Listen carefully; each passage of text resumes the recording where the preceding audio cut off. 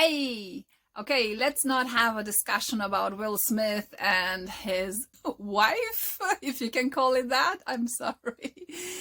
Yeah, I think they both screwed up there. But come on, let's face it. We used to love Will Smith, before.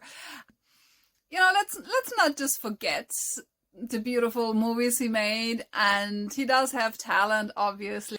But he also made a great chick flick, actually, and I'm so sad that not more men actually watched it. I mean, you would have thought, oh, it's Will Smith, at least that is going to convince a guy to watch a chick flick, right?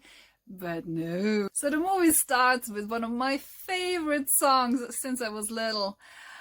Don't know much about history. Dun, dun, dun.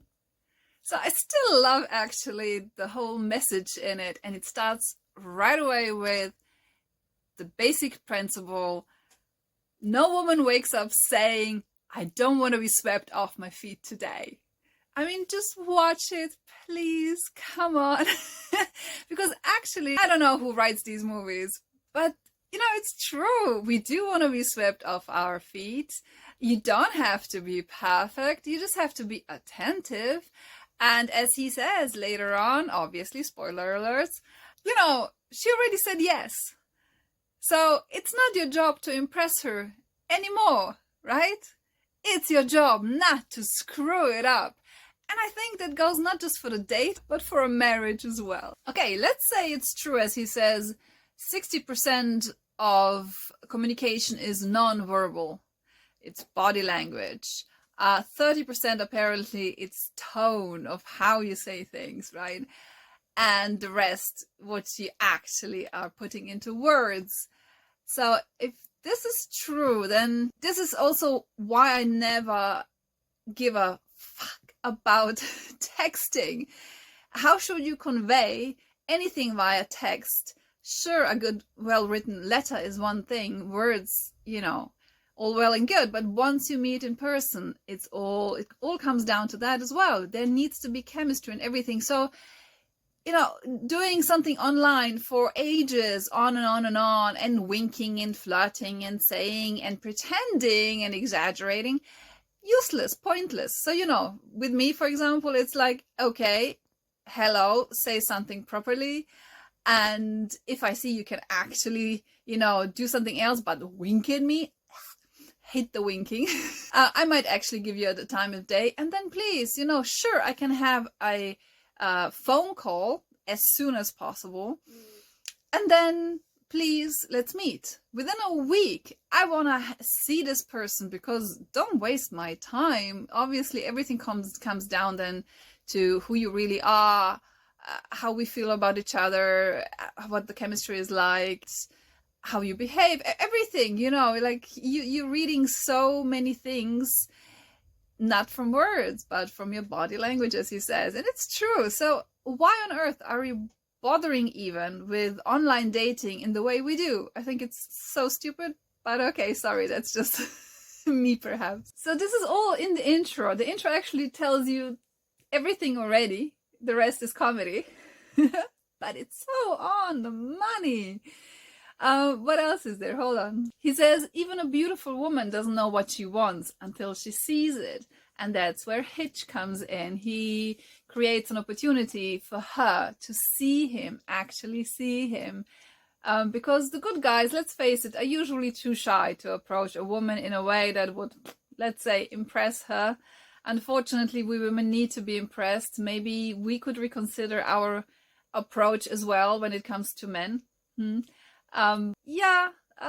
There's something to it.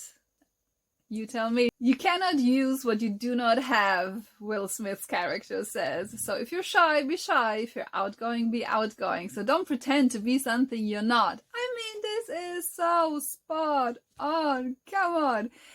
Actually, Will Smith, you could have, learned from that. So if you just stayed true to yourself and not played along with, something you were uncomfortable with, maybe, your reputation wouldn't tank this way just because of a woman. Come on, was it really worth it? I mean, sorry, spoiler alert, really. It's just the beginning, really. You can go sentence by sentence is just gold. And so there's the first date. He creates the opportunity for the guys to meet the girls and them to see them really.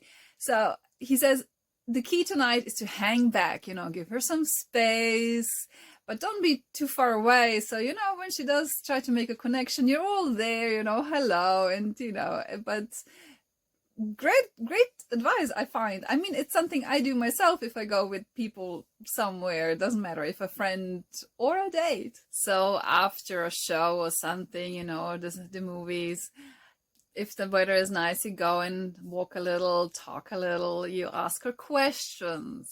How did you like it? And so on and so forth. And then, I love it. Again, it's so great. I mean, the comedy of it. Don't be looking at her boobs, look in her eyes. Don't be wondering what she's looking, what she looks like naked, and so on and so forth. And then comes the best advice ever. Listen and respond, because obviously she wants to know that you're actually taking her seriously and you're interested in her. And look, a lot of guys can fake this at the beginning, and then we fall for these guys who just have an agenda, actually, which is sad. But they are capable of actually listening and paying attention and giving the women what they need, the compliments and everything. Especially Latino men are really good like that. Italians, oof, yeah. They have it in their blood. But why shouldn't others be able to do that as well? And actually mean it. That's what I mean. So how does it happen? He says, great love. Nobody knows, those moments. Where was this moment? And I remember with my husband, it was after our first date, which was kind of a non-date and yet a date. And we were saying goodbye in the underground. And we didn't touch all night on purpose.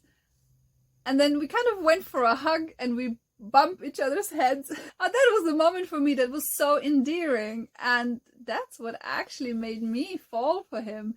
Whereas he thought, oh my God, I'm such an idiot. She's never gonna call me again. You guys are really clueless about women. Okay, so much for now. So it's not too long. And as always, a couple of more thoughts after this in the next couple of days. Bye.